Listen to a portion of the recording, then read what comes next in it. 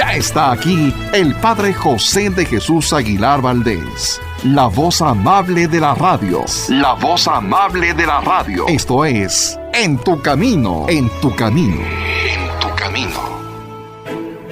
Hábito es la conducta o comportamiento que repetimos de manera constante hasta que solemos realizarla de un modo automático. Los hábitos pueden ser buenos o malos, es decir, virtudes o vicios. Pero ¿saben cómo podemos dejar de repetir estos últimos que tanto nos afectan? Tenemos las respuestas para esta pregunta en el curso del Padre José. ¿Cómo vencer nuestros vicios? Pongamos mucha atención a esta sexta sesión y aprendamos cómo vencer nuestros vicios.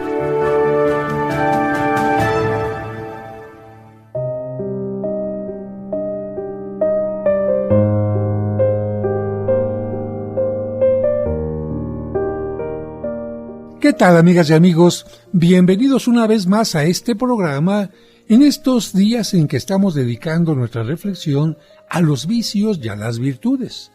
Y aunque en los primeros programas hemos estado hablando de los vicios para analizar un poco nuestra personalidad, no piensen que vamos a hablar únicamente de esto. También vamos a hablar de las virtudes. Dicho de otra manera, es como si estuviéramos haciendo primero un estudio, como lo hace el médico, para tener un diagnóstico en dónde estamos mal, qué parte tenemos que cuidar, qué parte tenemos que fortalecer, para que cuando hablemos de las virtudes, a través de ellas podamos ser cada día mejores personas. Así que, como todos los días, les doy las gracias a cada uno de ustedes y, por supuesto, a Dios que, como siempre lo digo, de una u otra manera siempre está en nuestro camino. El día de hoy vamos a comenzar hablando de la rebeldía y con el subtítulo de La ilusión de ser diferentes. Pero antes de hablar de este tema, permítanme aclarar que yo entiendo perfectamente que Dios ha creado a cada una de las personas totalmente distintas. ¿En qué? En sensibilidad, en dones, en carismas, en forma de ver la vida. Algunos son muy buenos para escuchar, otros para hablar, algunos son muy creativos en un área, otros en otra, de tal manera que entiendo perfectamente que todas las personas seamos diferentes. Esto no es algo que va en contra del tema que vamos a tocar. Sin embargo, hay gente que como que quiere exagerar, que quiere subrayar, yo no soy igual que ustedes. Yo soy la pieza totalmente distinta.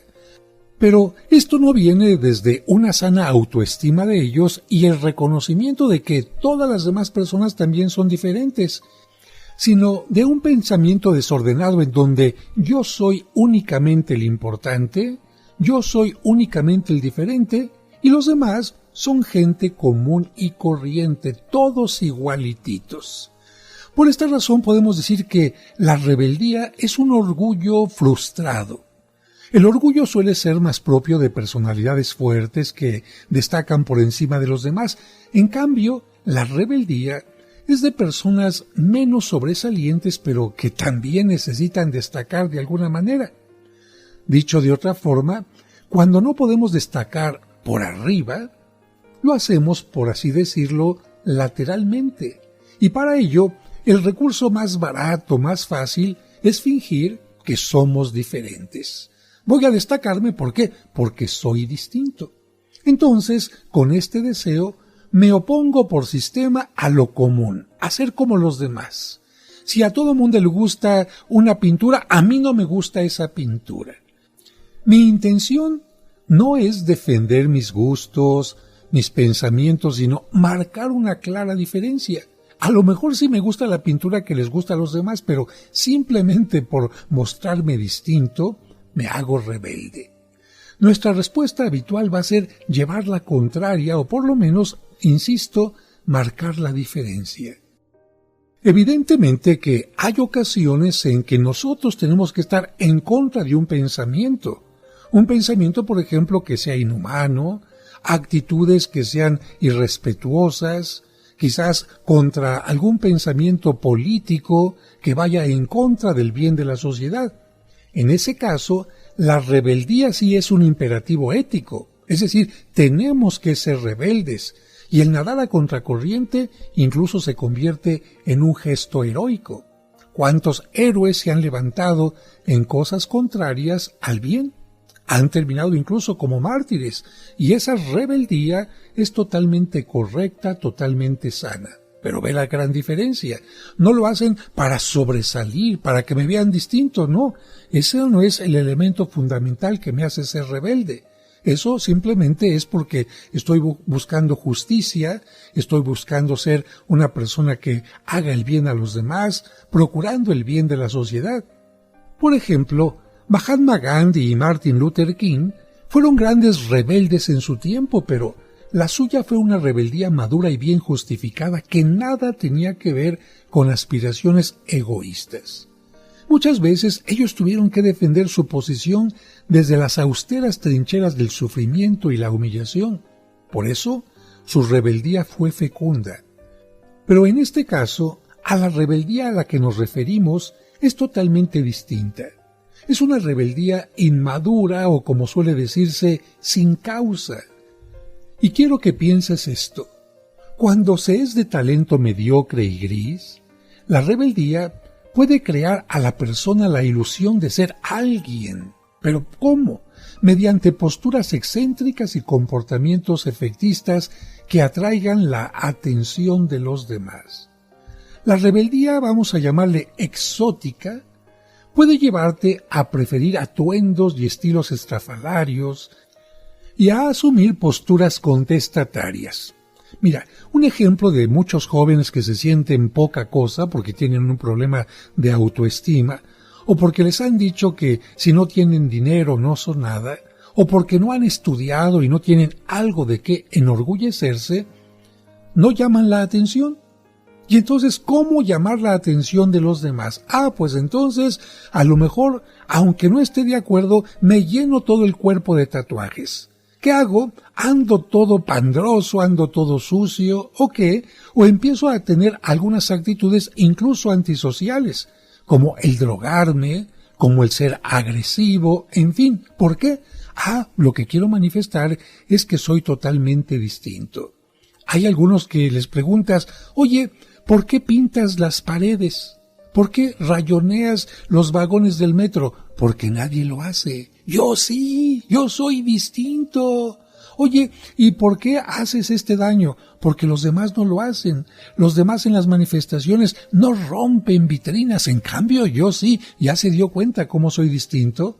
Bueno, yo creo que esta sería una rebeldía exótica en cuanto especialmente a las vestimentas de algunas personas que las usan no porque les gusten, repito, sino porque quieren llamar la atención. Si alguien se viste estrafalariamente, podría decir alguien, pero a esa persona le gusta, no hay ningún problema. No se trata de una rebeldía, simplemente de un gusto. No lo hace para llamar la atención, lo hace para sentirse a gusto. Es muy distinto cuando alguien se viste, ni siquiera porque le guste, sino simplemente para llamar la atención de los demás. No es raro que tales rebeldías también tomen un carácter colectivo. De hecho, de unas décadas para acá, hemos visto nacer no pocos grupos, sobre todo juveniles, llamados hippies, punks, cholos, darks, emos, etc., que ¿qué es lo que buscan? Con su peinado, con determinadas cosas, dicen buscar la originalidad y una identidad propia. Claro, si al rato en el grupo todos están igual, pues ¿cuál identidad propia? Si todos están exactamente iguales. Quieren ser algo así como el estampado estridente del tejido social. Se separan de la sociedad no porque la sociedad los margine, sino porque la marginación es parte de su atuendo. Elementos como la ropa, el peinado, los gestos, el estilo y el lenguaje, a veces muy codificado, constituyen para ellos sus huellas dactilares.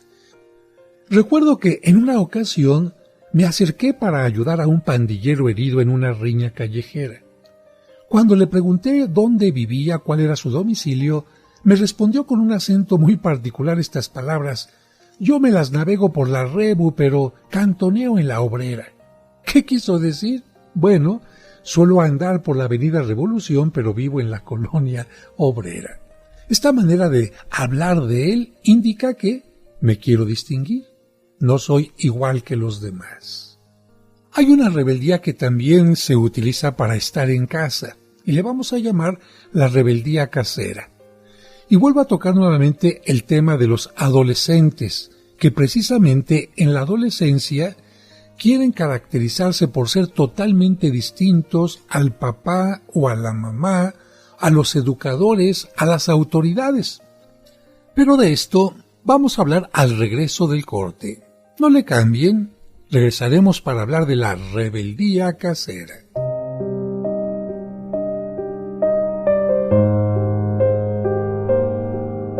En un momento regresamos para seguir aprendiendo cómo vencer nuestros vicios. Y recuerda que tú nunca estás sola o solo porque, de una u otra manera, Dios siempre se hace presente en tu camino. Al reunirnos en nombre del Señor. En el nombre del Padre, y del Hijo, y del Espíritu Santo. Amén. La Santa Misa, celebrada por el Padre José de Jesús Aguilar Valdés, todos los domingos a las 12 del mediodía, aquí, en tu camino. Cristo está en medio. Seguimos acompañándote en tu camino. Ya volvemos después de la pausa.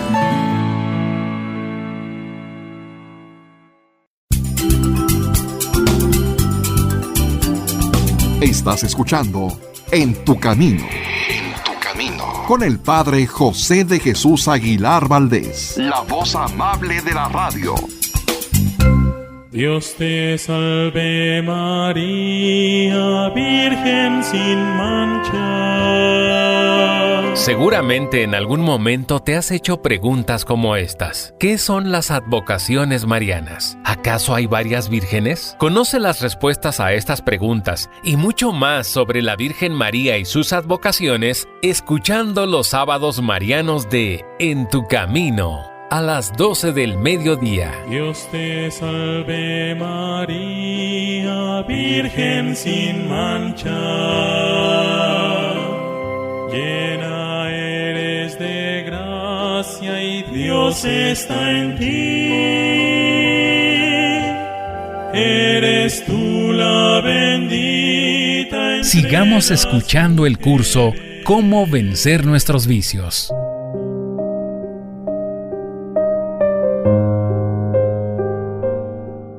Muchas gracias por continuar con nosotros. Antes de ir al corte, estábamos mencionando que hay una rebeldía llamada casera y que quizás esta no se caracteriza porque en casa el muchacho se quiera vestir totalmente distinto, decir palabras raras, sino por estar particularmente en contra de todo lo que se dice en la casa. En el caso del adolescente es comprensible porque el adolescente de alguna manera no es nadie todavía. Es apenas un niño que depende todavía de papá y de mamá, no ha terminado una carrera, no tiene forma de tener recursos económicos. Sin embargo, aunque existe esta dependencia, el adolescente quiere ser ya independiente. ¿Y cómo le hace para sentirse independiente, para sentirse que no es la mamá y que no es el papá?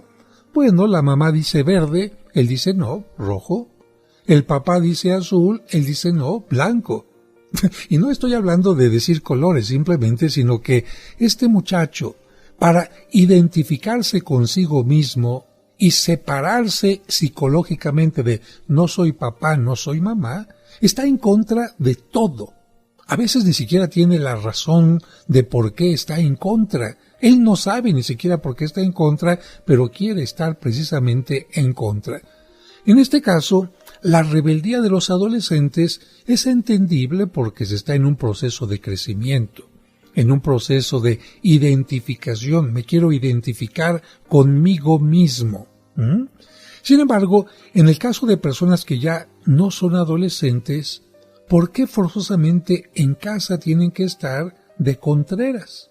Bueno, aquí precisamente estaríamos hablando de un problema seguramente de sentirse menos, de sentir que no les ponen atención y por lo tanto su forma de obligar a que los demás pongan atención en ellos es ser rebeldes. Y continuando con el tema de la rebeldía en forma general, a los gustos generales sobre el ajuar personal, los gustos culinarios, los viajes y entretenimientos, las personas rebeldes dicen no estoy de acuerdo. Eso es algo común. Yo quiero algo totalmente distinto. Algún detalle exótico o distintivo tiene que marcar para ellos la diferencia. En el ámbito intelectual, prefieren la literatura contestataria, las posturas ideológicas contraculturales, las opciones radicales. En lo profesional, la innovación es lo suyo. Sueñan con introducir nuevos paradigmas y tratan de reinventar todo. En el ámbito religioso, huyen de lo tradicional y andan en búsqueda de novedades excéntricas, espiritualidades alternativas, etc. Otra expresión típica de la rebeldía es la tendencia a las manías. ¿Una manía qué es? Pues una manera caprichosa y obsesiva, repetitiva, de hacer las cosas por simples que sean. A veces las personas rebeldes transforman las tareas más comunes en ritos curiosos y hasta solemnes. Por ejemplo, yo no voy a hacer el arroz en la olla normal que lo hace mi mamá, lo voy a hacer en una olla distinta. ¿Por qué? Pues simplemente por ser rebelde. El problema es que a medida que estas personas acumulan manías, se vuelven más difíciles de tratar y son más inadaptadas, porque todo tiene que ceñirse a sus rebuscados usos y costumbres y la convivencia con la familia se complica. Imagínate una casa donde todo el mundo utilice un jabón ordinario. No, yo tengo que utilizar un jabón con aroma eucalíptico. En una casa donde todo el mundo come a las 2. No, yo quiero comer a la hora que comen en Londres. En una casa donde todo el mundo duerme en una cama. No, yo quiero una almohada distinta. Bueno, tú te das cuenta que a veces la convivencia se complica, porque si a la hora de la comida todo el mundo está comiendo albóndigas, no, yo soy vegano, yo soy vegetariano, yo no puedo comer lo que ustedes, esto se hace complicado. Y claro, yo respeto las diferencias, todas las personas tienen derecho a ser distintas, repito, pueden comer algo distinto, pero cuando se hace únicamente por ir en contra de los demás, aquí yo creo que no estamos hablando de algo sano. Y también quien está en la búsqueda constante de distinguirse, pues termina cansándose y sintiéndose insatisfecho. Recuerdo que cuando empezó a salir esta moda de los pantalones rotos que tenían un pequeño agujerito como moda, no faltó un joven que dijo, pues yo le voy a hacer un agujero para que esté más grande. Y su compañero, pues yo lo voy a hacer más grande que el tuyo. Y el otro, pues yo lo voy a hacer más grande que el tuyo. Y después parecía que andaban de veras en garras estos muchachos. ¿Qué es lo que importaba para ellos? ¿El tener un pantalón que les gustaba o ser diferentes? Bueno, vamos a hacernos las preguntas con respecto a este tema, ¿les parece? ¿Siento la necesidad constante de distinguirme de los demás? ¿Me gusta ser y que me llamen original? ¿Tengo gustos excéntricos en mi ajuar, vocabulario y comidas? ¿Tiendo a corregir y matizar lo que afirman otras personas? ¿Me gusta asumir posturas contrarias a la opinión común? ¿He sido rebelde sin causa alguna vez? ¿Me atrae todo lo alternativo, la medicina alternativa, la espiritualidad alternativa, los alimentos alternativos, la moda alternativa, etc.? ¿Me identifico con grupos contestatarios, movimientos contraculturales o políticas radicales? ¿Es para mí de máxima importancia dar a mis palabras o conductas algún efecto original? ¿Suelo convertir las tareas más comunes y sencillas en rituales o extravagancias personales? Con estas preguntas estamos llegando al final de una primera parte que nos está acercando a los vicios y a las virtudes. Iniciamos estos programas recordando que un hábito es la repetición de cosas buenas o malas. Cuando son malas se convierte en un vicio y cuando son buenas en una virtud. Y hasta ahora nos hemos estado enfocando en los vicios. Sin embargo, ¿de qué nos serviría haber hablado de los vicios si no hacemos un análisis de nuestra propia vida y reconocemos aquellos vicios que lamentablemente nos están afectando?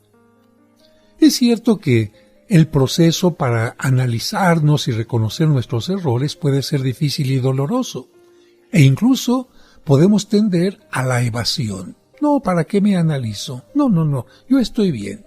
Fíjense que recuerdo que una señora relativamente joven vino a pedirme orientación espiritual.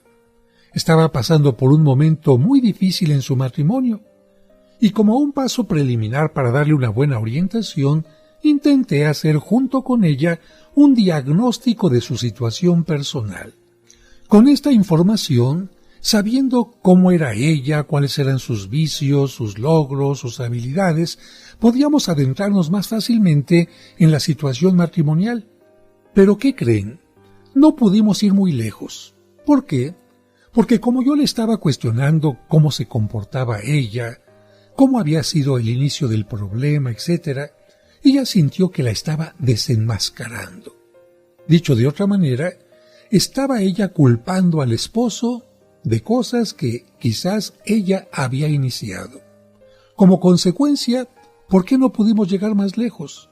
Porque abandonó el proceso y ya no se presentó a la cita siguiente. ¿Y por qué les comento esto? Porque si todos ustedes que me escuchan, incluso yo mismo, no aceptamos aquellas cosas que están mal en nuestra vida, no podremos avanzar. Aunque nos dé pena, tenemos que aceptarnos tal y como somos, pero no únicamente con las cosas positivas, sino también con los defectos, con las limitaciones, con los vicios, hasta por salud mental. Lo contrario sería caminar en la ilusión y del autoengaño. Pero te voy a poner un ejemplo. Si a una persona que le dicen que tiene cáncer no lo acepta, lo niega, aunque tenga el examen, el diagnóstico frente a ella, no va a poder hacer nada por revertir, por controlar, por curar esa enfermedad. Para ella, evidentemente, es muy fácil negarlo, vivir en la ilusión. No estoy enfermo, no estoy enferma. Pues lo mismo sucede también en la parte moral, en la parte de nuestros actos. Podemos decir ciegamente, no tengo nada que cambiar, estoy perfecto, no hay nada que superar, no hay nada que mejorar. Pero esta ilusión, este autoengaño, tarde o temprano se te va a romper, se te va a caer. ¿Sabes por qué? Porque la relación con tu familia, con tu pareja, en tu trabajo, en todo lo que haces, no va a llegar a la meta que tú quieres que llegue. No vas a poder tener los resultados que esperas cuando tienes cosas contrarias que te impidan caminar, que te impidan crecer, que te impidan desarrollarte. Así que, ¿qué mejor que aceptar la realidad después de un análisis profundo? Para eso hemos estado haciendo las preguntas después de cada vicio. Si eres honesto, honesta, entonces en la siguiente parte de los programas que estamos teniendo veremos la forma de corregir nuestra actitud y de vencer los vicios. Pero por ahora vamos a un breve corte y regresamos enseguida.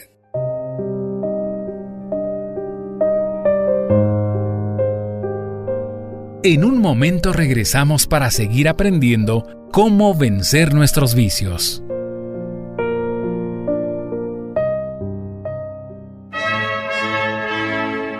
Termina el Año Santo en la parroquia de los santos Cosme y Damián.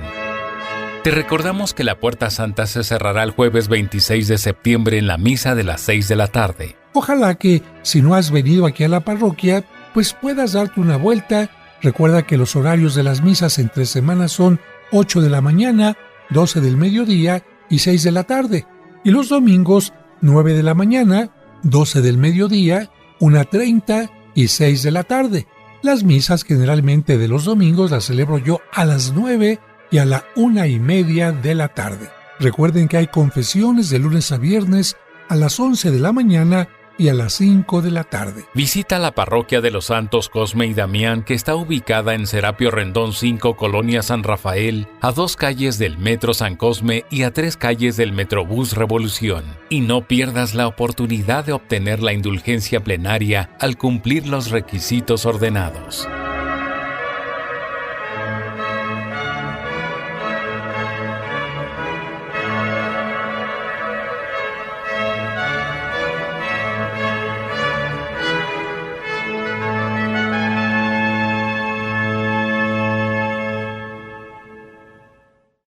En tu camino, un programa para encontrar la meta.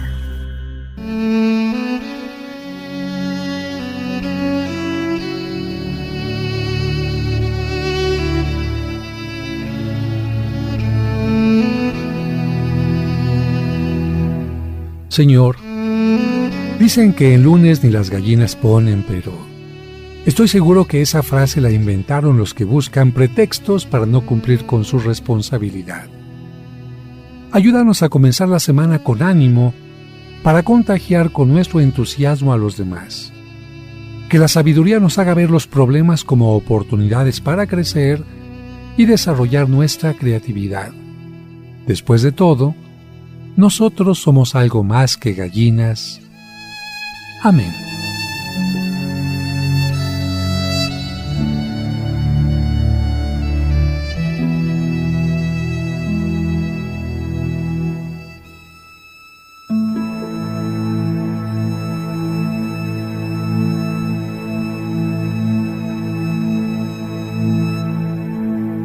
Sigamos escuchando el curso Cómo vencer nuestros vicios.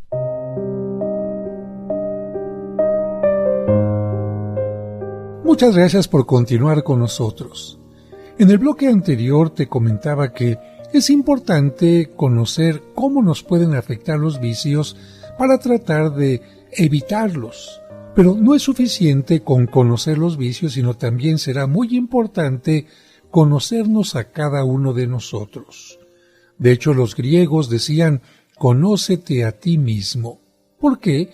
Porque conociendo nuestras habilidades, pero también nuestras carencias, nuestros defectos, nuestros vicios, pues vamos a poder ser mejores personas. Sin embargo, no es fácil aceptar los errores. No es fácil aceptar las carencias. A todo mundo nos gusta que nos aplaudan nuestros logros, que nos aplaudan nuestras virtudes, pero en el fondo tratamos de ocultar aquellas cosas negativas.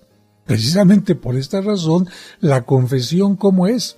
En secreto. O tú te levantas un día y delante de toda la gente dices, pues fíjense que he hecho esto y esto y esto y esto. Uy, sería bastante delicado, porque seguramente muchos te criticarían e incluso muchos se espantarían. En cambio, en la secrecía del confesionario tú sabes que, si bien vas a desnudar tu alma, tu conciencia, todo esto va a quedar en perfecto y total secreto. A lo que te invito en este programa no es a que publiques tus errores, a que publiques tus vicios, sino que simplemente los reconozcas, que los identifiques. ¿Para qué? Para que tú en tu interior, en tu intimidad, vayas haciendo aquello que es necesario para tratar de corregirlos. Así que no es una imposición, es simplemente una invitación. Claro, esto va a implicar madurez, porque reconocer lo bueno es muy fácil, pero reconocer los errores y carencias no es tan fácil, y esto implica madurez. Esto implica quiero cambiar, esto implica quiero vencer aquello que me está haciendo daño, esto implica quiero sacar lo mejor de mí mismo. De tal manera que podríamos decir en una forma sencilla, fuera maquillaje. Aceptarnos tal como somos no significa, como algunos creen, tener una baja autoestima porque dicen, ay, es que está viendo sus partes negativas. No, aceptarnos tal y como somos es tener una autoestima realista. Y a propósito de esto, toma en cuenta estos 7 hábitos de humildad. te van a ayudar para analizarte cada vez que sea necesario. Primero, aprende a confrontarte con tu realidad sin retoques ni maquillajes. Es decir, ubícate. No maquilles lo que eres. No te mientas. No te autoengañes. Segundo, haz todo lo posible por descubrir tus talentos y aptitudes y procura desarrollarlos. ¿Por qué? Porque una sana autoestima también ve tus partes positivas y esto se hace con humildad. Esto no significa presunción. Reconozco y acepto las partes positivas. Tercero, sé realista y humilde para reconocer tus límites. Todos tenemos límites. No podemos hacer todo, no podemos saber todo, no siempre estamos de buenas, así que sé realista y humilde para reconocer tus límites. Cuarto, agradece todo lo que has recibido de Dios sin olvidar el don de no ser. Fíjate, sin olvidar el don de no ser. ¿Por qué? Porque no podemos ser todo lo que quisiéramos, no podemos ser todo lo que nuestra mente desea. Así que aceptar esta limitación también es importante. Quinto, preocúpate cada vez menos de lo que digan los demás.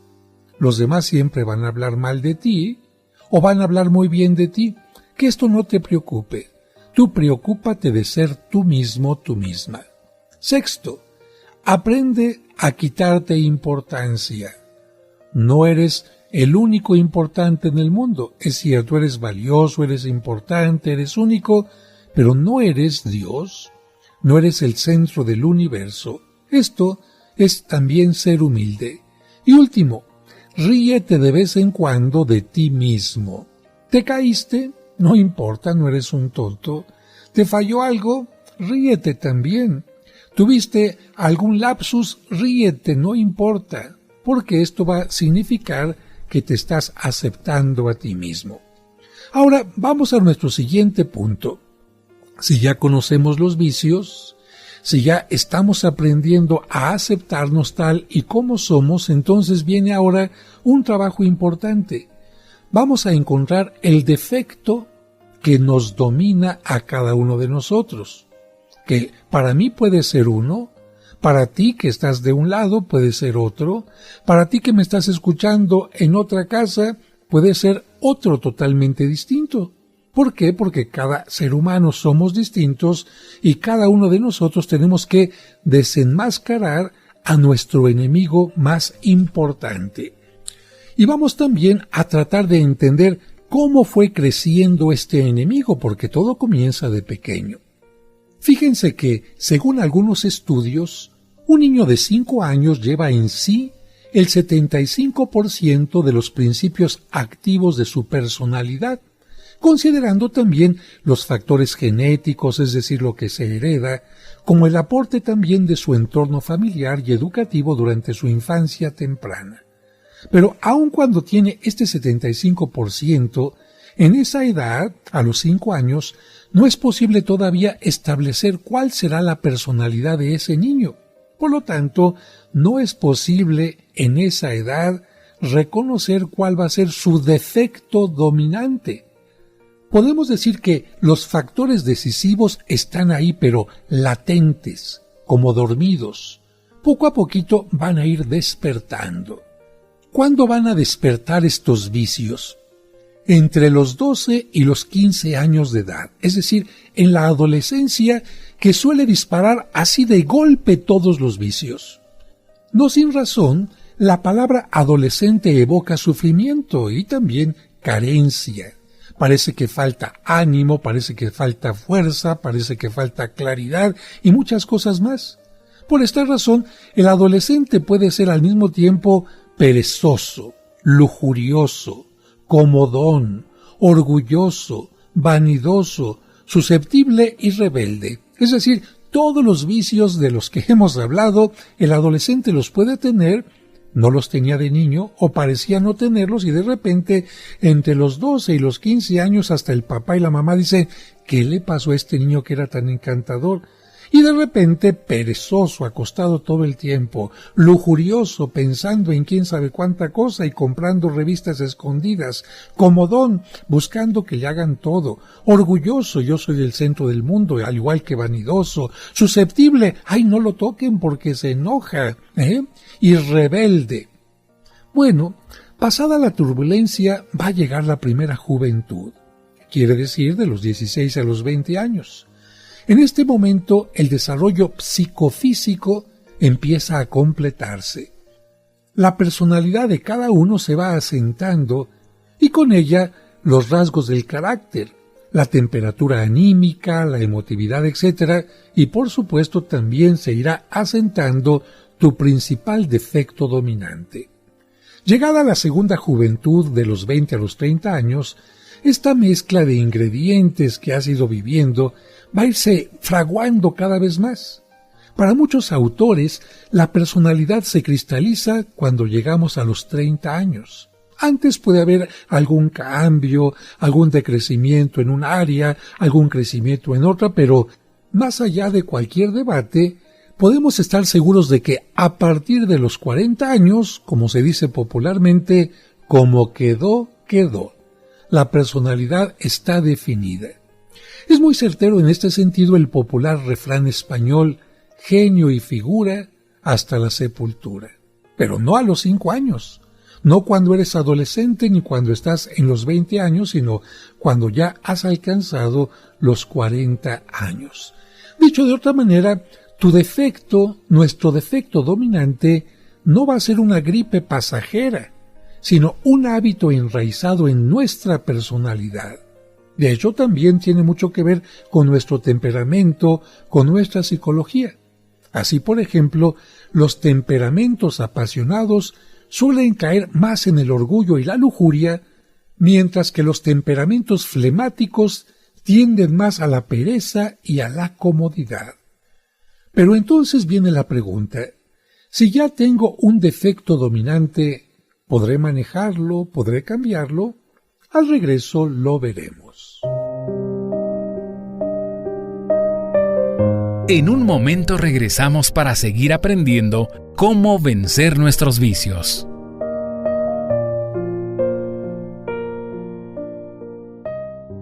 En tu camino, un programa para encontrar la meta. Camino. Dios te salve María, Virgen sin mancha. Te esperamos el próximo sábado en su nuevo horario, a las 12 del mediodía. Todas las imágenes recuerdan a una sola mujer, a una sola Virgen María, pero tiene muchos distintos rostros a través de lo que han hecho los pintores, los artistas. Recuerda, los sábados marianos de En tu Camino a las 12 del mediodía. Y bendito tu vientre. Sigamos escuchando el curso Cómo vencer nuestros vicios. Muchas gracias por continuar con nosotros. En el bloque anterior estábamos platicando de cómo la personalidad de una persona se va haciendo cada vez más fuerte, cada vez más definida con el paso del tiempo, y entre los 30 y 40 años ya todas las cualidades, pero también nuestros defectos, se van viendo cada vez más claros. Hay una corriente dentro de los psicólogos que se llama el conductismo, y algunos de ellos dicen, mire, si usted ya tiene tal personalidad, ya no se va a poder modificar. Yo no estoy en favor de esta corriente y tampoco muchos psicólogos más.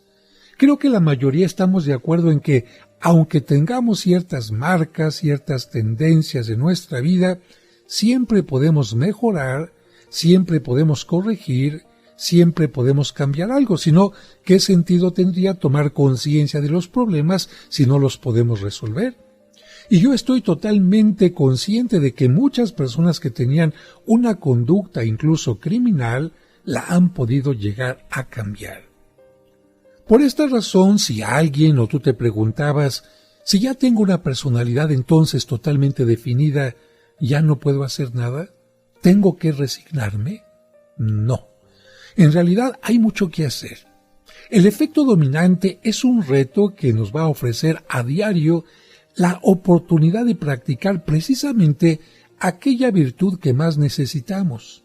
De este modo, el efecto dominante que tengamos y su virtud contraria van a ser los ejes para que podamos diseñar un programa de vida. Ponemos la atención en el vicio y entonces, ¿cómo vencemos este vicio? Con la virtud contraria.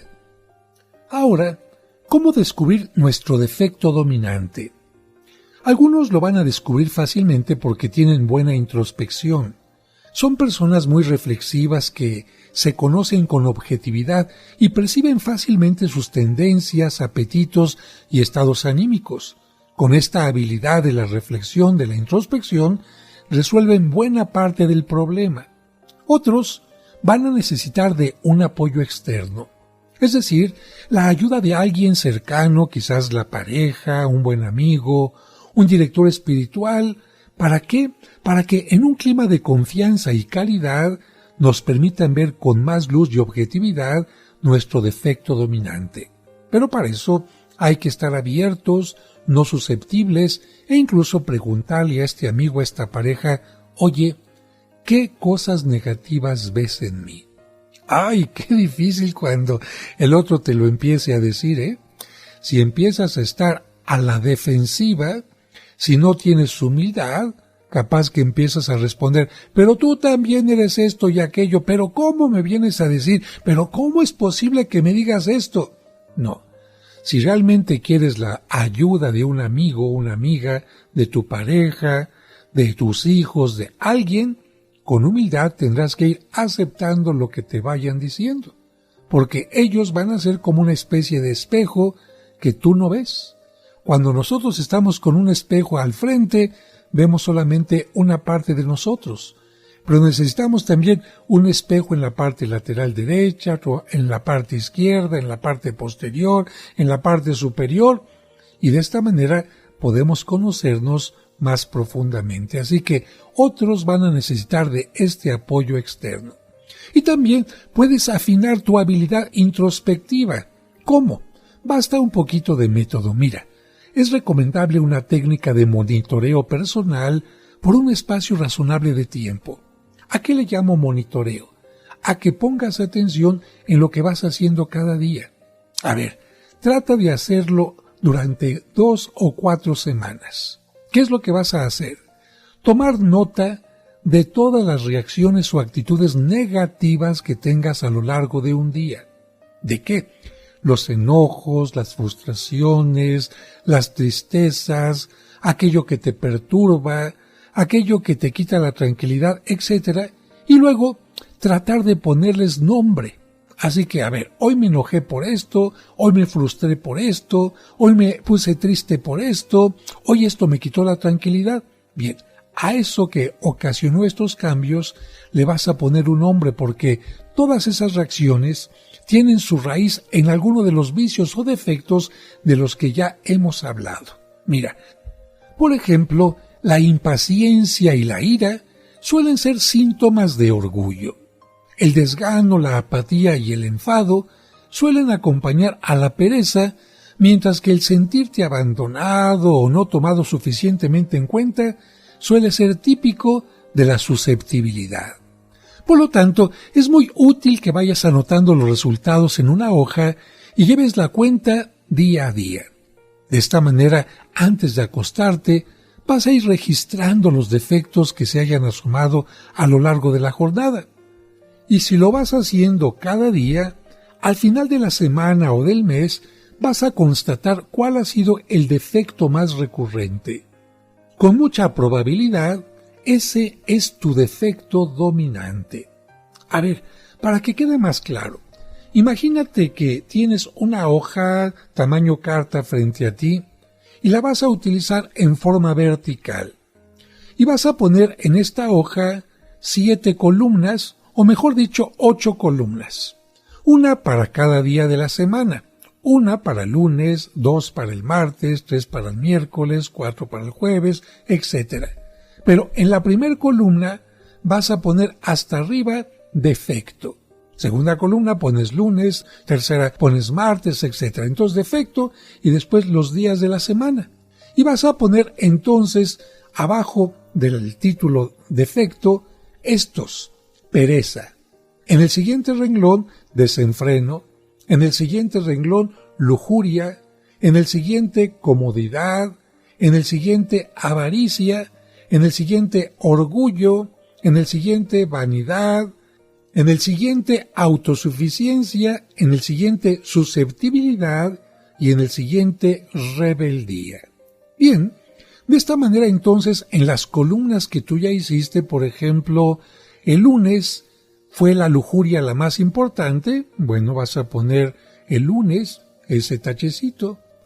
A lo mejor si fueron dos, la lujuria y la vanidad, pues pones un tache en la lujuria y en la vanidad. Pero de esta manera, al final de la semana o al final del mes, vas a ver en dónde pusiste más crucecitas. ¡Ay, padre, pues parece que estaba jugando Timbiriche y llené la plana! No, no creo. Siempre va a haber alguna cosa que sea tu defecto dominante. Hay gente que va a encontrar que puso muchas X donde está la pereza. El lunes, martes, miércoles, jueves, la pereza ganó. Hay gente que va a decir, no, aquí mi lujuria hasta parece gato, cruz, cruz, cruz, cruz, cruz.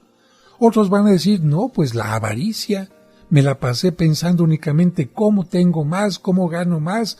Otros, uy padre, me pasé 7 horas en el salón de belleza, 5 horas en el gimnasio, quién sabe cuántos más en el espejo.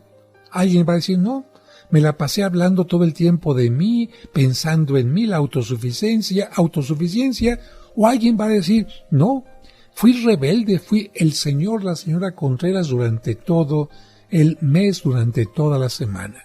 Bueno, humildad, fíjate, quitarse el maquillaje y el método que tú quieras seguir, la introspección y preguntarte directamente qué está pasando con mi vida, en qué estoy mal, o bien el apoyo externo, a ver hijo, dime en qué crees que estoy fallando, a ver esposa, amigo o director espiritual, o bien esta introspección pero acompañada de este método concreto de una hojita.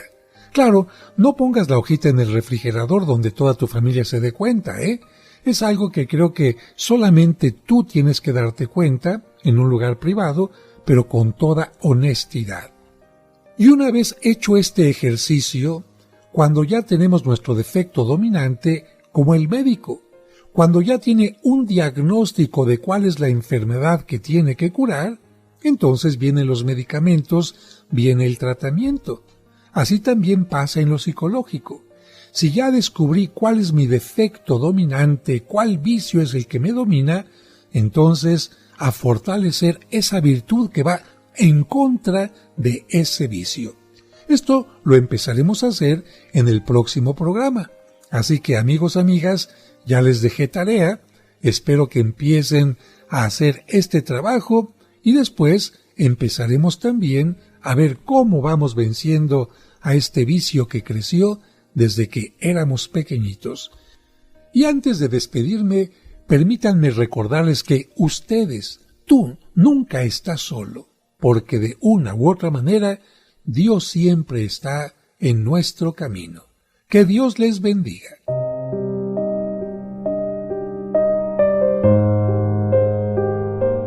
Por hoy terminamos nuestra sesión, pero mañana continuaremos aprendiendo cómo vencer nuestros vicios.